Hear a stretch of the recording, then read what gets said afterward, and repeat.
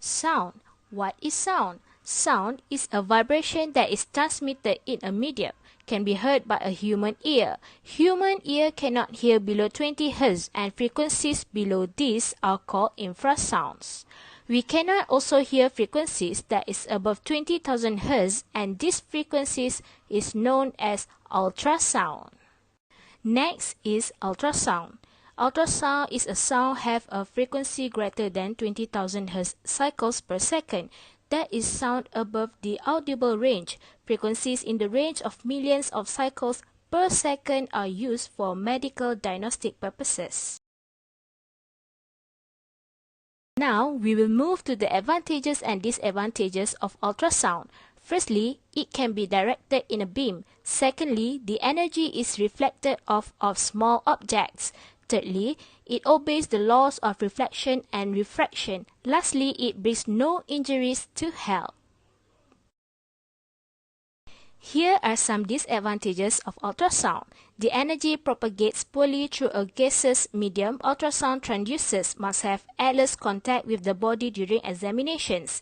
Ultrasound images are relatively noisy and have poorer contrast than X-ray and MR modalities. Acoustic waves. Organized vibrations of the molecules of a medium that is able to support the propagation of these waves. Vibrations are organized in a sinusoidal fashion. Sinusoidal sound wave. What it is? It is a series of areas of compression and rarefactions. Sine wave with the peak representing the pressure maximum and the nadir representing the pressure minimum. It is a combination of one compression and one rarefaction, represents one cycle.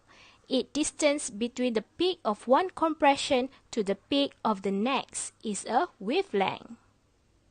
Here you go. There are some formulas for you. The first formula is for wavelength, secondly for velocity, thirdly for phase velocity, fourthly for speed of sound in a medium, and lastly for impedance. All of these formulas definitions can be referred to the earlier notes given. The use of ultrasound as a medical imaging modality became a practical with the development of small piezoelectric crystal transducers. You can refer this diagram for more information. As the crystal expands and contracts, it produces compressions and rarefactions and corresponding sound waves. Effect of high-frequency sinusoidal electrical stimulation. Firstly, on piezoelectric crystal causing the crystal to vibrate.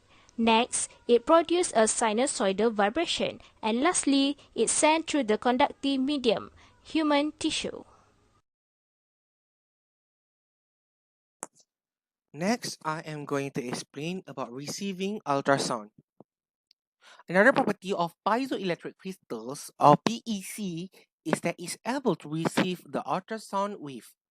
This is because when the crystals being compressed by the reading ultrasound, it will produce voltage, and this voltage will be used to measure the intensity of the returning sound wave. In typical ultrasound machine, it will both transmit and receive the ultrasound by utilize properties of the PEC. Thus, it's able to listen to the ultrasound. I am going to explain how the ultrasound machine works. There are several steps and I am going to explain using this figure. Firstly, on the left figure, the machine will switch with the voltage source to expand the PEC, thus transmit the ultrasound wave to the object.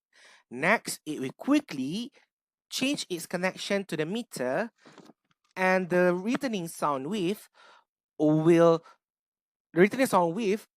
compress the PEC, thus the voltage will go across it and the meter will read the voltage. This process will repeat it rapidly, and all of the information then will be processed and translated by the computer that was attached with the machine. There are also probes that will be connected to the machine. This is the inside figure of the probe. As you can see over here, there are several PEC instead of one in the probe, and there are also acoustic lens and so on. This is also the working principle of ultrasound machine. Next, I'm going to explain about precaution when utilizing ultrasound properties. There are two precautions in order to utilize the properties of ultrasound, which are the presence of air and using liquid. When using ultrasound machine, it is very important to eliminate the presence of air between the probe and the tissue. Why, you may ask? It is because the smallest presence of air will cause the ultrasound to be reflected away instead of penetrating the skin, thus cause the reading and the image to be blurry and indecent. The other one is ultrasound wave is able to transfer in liquid easily. Due to this characteristic, typically there will be a thick liquid or jelly that will be used to intermediate the skin and the probe. The jelly will help to eliminate any air bubbles present and provide an easy pathway for the ultrasound to traverse. As you can see on the figure of the left, it shows the air reflected the ultrasound wave, and the figure on the right shows how jelly eliminate the air bubble, thus create an easier pathway for the ultrasound to penetrate the skin.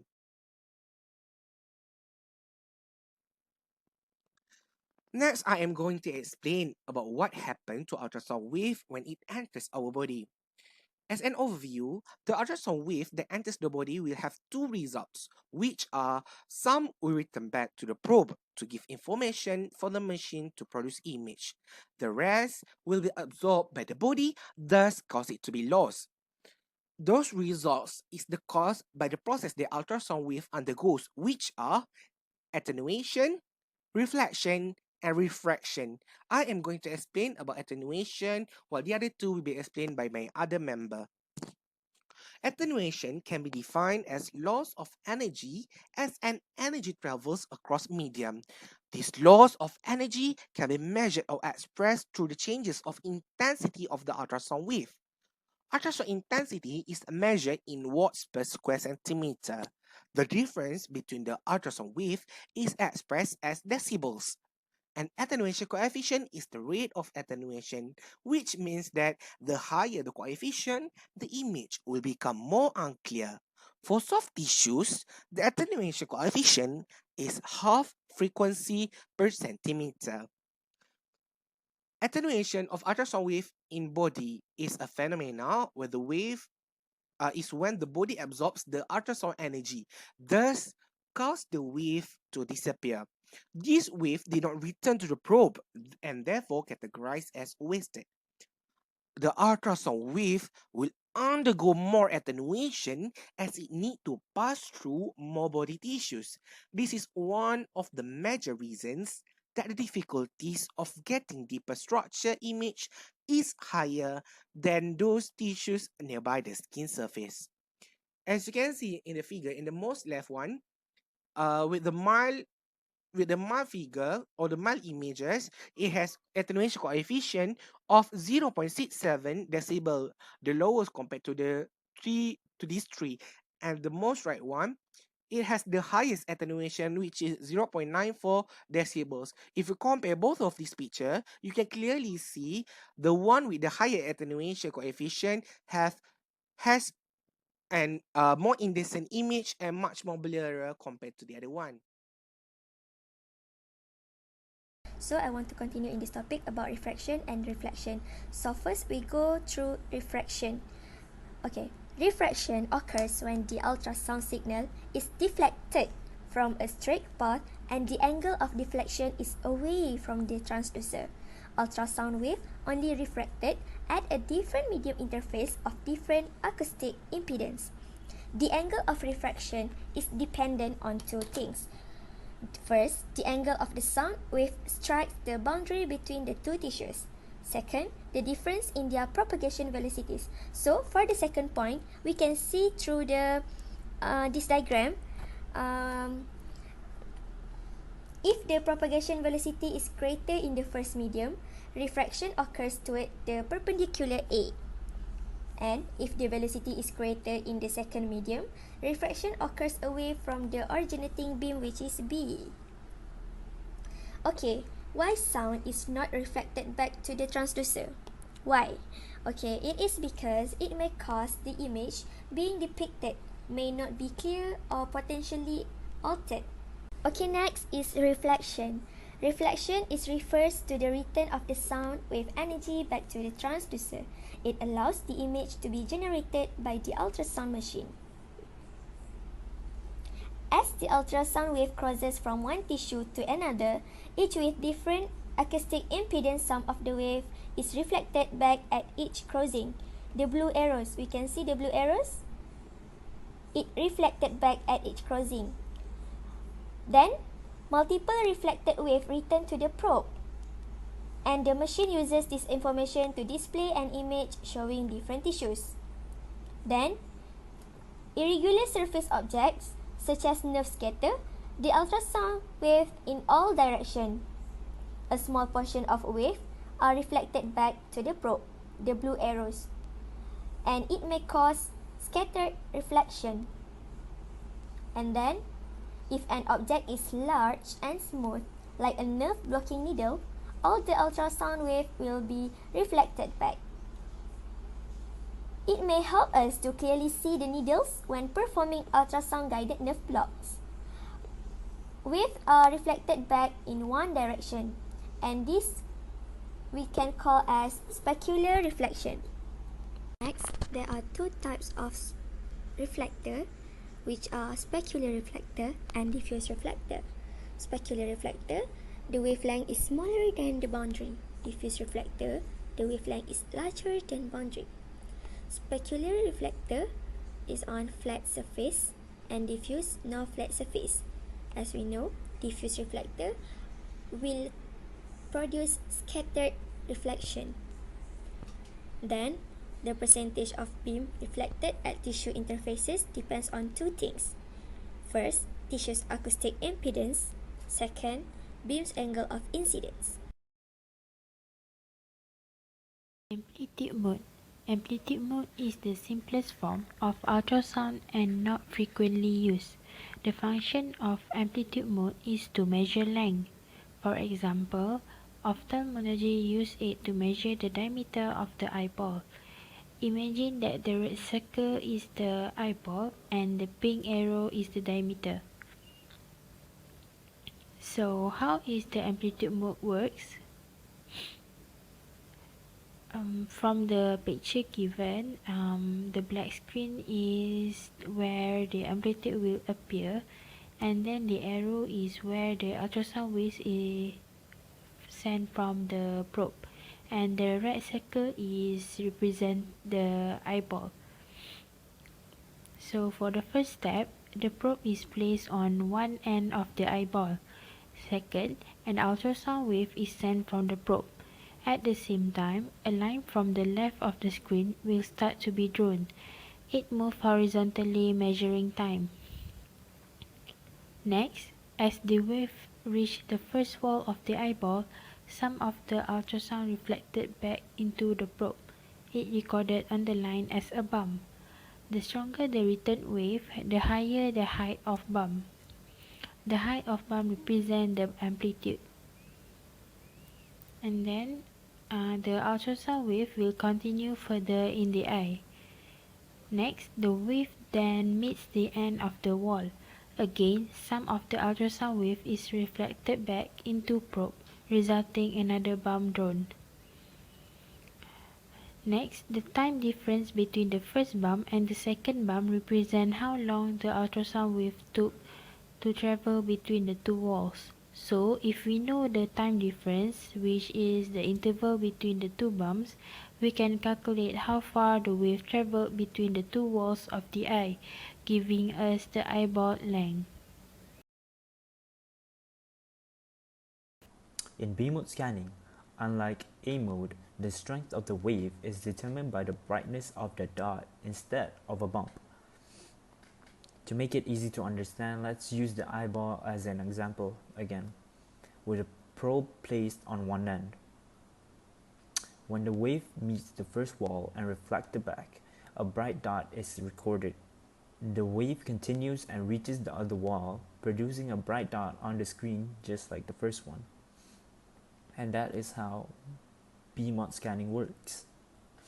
The thing is about BMOD scanning is that the images produced can be in two-dimensional. This is done when B-mode scan is made on different levels of the structure. To put it simply, the scan first starts on the top of the structure, and with the scan line of the first structure kept on the screen, it scans the lower structure and gradually scans the lower structures after that until it reaches the bottom. With this method, all levels of the structure is scanned, and scan line on the screen produce a 2D image of the structure. The process that happens is very quick and happens many times over a second. The complete description of this mode is real-time two-dimensional B-scan. The reason for two-dimensional is due to the fact that it has both x-axis and y-axis as shown in the image below. Finally, the examples of B-mode scanning can be seen in many things, including medical ultrasound. On the left is an image of a B-scan of the ventricle, and on the right is a scan of a fetus.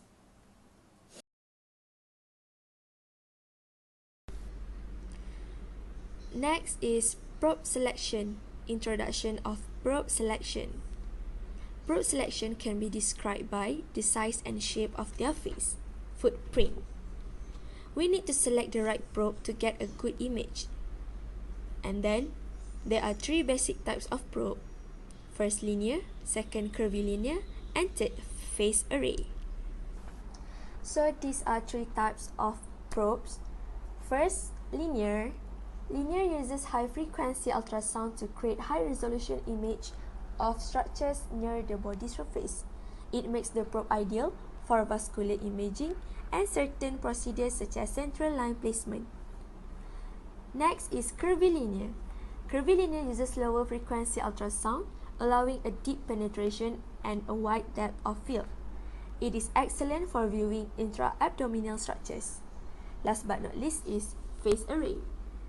Phase array probe give a large depth of field with a small footprint, allowing the ultrasound to view deep structures, though a small acoustic window. So, straight linear array probe. It designed for superficial imaging. The crystals are aligned in a linear fashion within a flat head. It also produces sound waves in a straight line. It has higher frequencies, which is 5 to 13 MHz, and make it can provide better resolution and less penetration. The image produced is rectangular in shape, and it is ideal for imaging superficial structures. So these are the functions of linear probe: vascular access, evaluate for deep venous thrombosis, musculoskeletal, testicular, ocular ultrasounds, skin and soft tissue for abscess foreign body, appendicitis in teen patients, evaluation of the pleural line, and other procedures like arthrosynthesis, paracentesis, thoracentesis, and nerve blocks. Next, we move to curvilinear array probe. The curvilinear array probe is used for scanning deeper structures.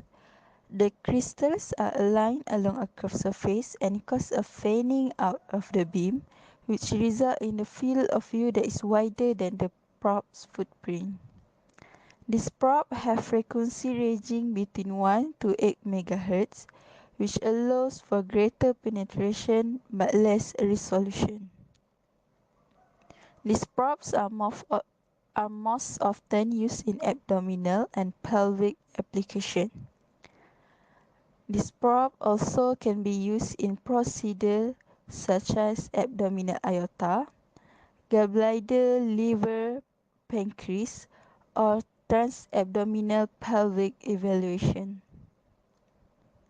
The image generated by curvilinear array probe is sector shapes. For the example, this is abdominal ultrasound, which you can see the liver, kidney, and diaphragm. Next is endocavitary probe. The endocavitary probe is also has a curved face. It has higher frequency than the curvilinear probe, which is 8 to 13 MHz. This probe's elongated shape allows it to be inserted close to the anatomy being evaluated. This probe is used most commonly for gynecological application, which is transvaginal ultrasounds, or it also can be used for intraoral evaluation of peritonsillar abscesses, which is intraoral evaluation. The curved face creates a wide field of view of almost 118 degrees, and its high frequency provides superior resolution. This probe also produces a sector-shaped image but a much wider field of view. For the example, this is the transvaginal ultrasound imaging using the endocavitary probe, which you can see the bladder and the uterus. Last is the phase array probes. Phase array probes have crystals that are grouped closely together. The timing of the electrical pulse that are applied to the crystal varies, and they are fired in oscillating manner. The sound waves that are generated originate from a single point and fan outward, creating a sector type image. Parasternal long axis view image is produced by phase array probe when the probe points toward the right shoulder. As you can see in the image, you can see the right ventricle, aortic outflow, left ventricle, left atrium, and descending aorta. This probe has a smaller and flatter footprint than the curvilinear, which allows the user to maneuver more easily between the rib and small space. These probes have frequency between 2 and 8 MHz, but they usually operate at a higher end, making them ideal for echocardiography. The phase area probe can also function at lower frequency, which is useful for viewing the abdominal pelvic. This probe can be also used in procedures such as cardiac imaging, imaging between ribs in the flap, and also transabdominal imaging if curvilinear probe not available.